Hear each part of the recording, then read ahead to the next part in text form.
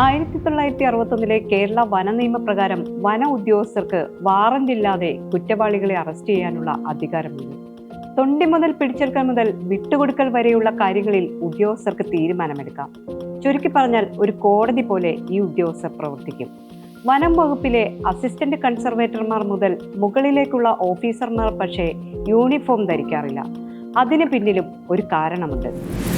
കേരള വനം വകുപ്പ് വനം കുറ്റങ്ങൾ കേസെടുക്കുക പ്രധാനമായും കേരള വന നിയമം 1961, വന്യജീവി സംരക്ഷണ നിയമം 1972 പ്രകാരമാണ്. ഒരു കുറ്റകൃത്യത്തിൽ ഫോറസ്റ്റ് പ്രൊഡ്യൂസ് അല്ലെങ്കിൽ വനോൽപ്പന്നം ഒരു വാഹനത്തിൽ കയറ്റിക്കൊണ്ട് പോവുകയാണെങ്കിൽ ആ വാഹനം ഹാജരാക്കേണ്ടത് കേരള വന നിയമ പ്രകാരമുള്ള ഓതറൈസ്ഡ് ഓഫീസറായ DFOയുടെ മുമ്പാകെയാണ്. വന നിയമത്തിലെ 61A പ്രകാരം അസിസ്റ്റന്റ് കൺസർവേറ്റർ പോസ്റ്റിൽ കുറയാത്ത ഒരു ഉദ്യോഗസ്ഥന് മുമ്പാകെയാണ് വാഹനം ഹാജരാക്കേണ്ടത്. ഇക്കാര്യത്തിൽ വാഹനം ഹാജരാക്കുന്നത് മുതലുള്ള കാര്യങ്ങൾ ചേർത്ത് ഇത് വിചാരണയ്ക്ക് വിധേയനാക്കുന്ന ന്യായാധിപൻ ഫോറസ്റ്റ് ഓഫീസറായ DFO ആയിരിക്കും.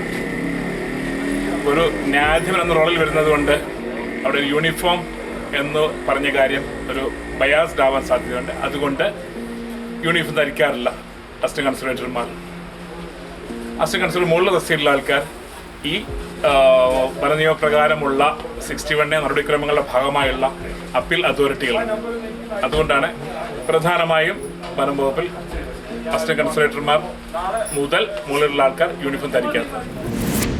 വനത്തിൽ അനധികൃതമായി കടക്കുകയോ മരം മുറിക്കുകയോ നാശനഷ്ടമുണ്ടാക്കുകയോ ചെയ്താൽ 1 മുതൽ 5 വർഷം വരെ തടവും 5000 മുതൽ 25,000 രൂപ വരെ പിഴയും ലഭിക്കാവുന്ന കുറ്റകൃത്യമാണ്.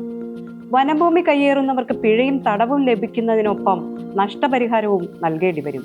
2024 ഭേദഗതി പ്രകാരം വനത്തിൽ തോക്കുമായി പ്രവേശിക്കുക, വന്യജീവികളെ തീറ്റ നൽകി ആകർഷിക്കുക, ഉപദ്രവിക്കുക എന്നിവയും ഗൗരവമായ കുറ്റകൃത്യങ്ങളാണ്.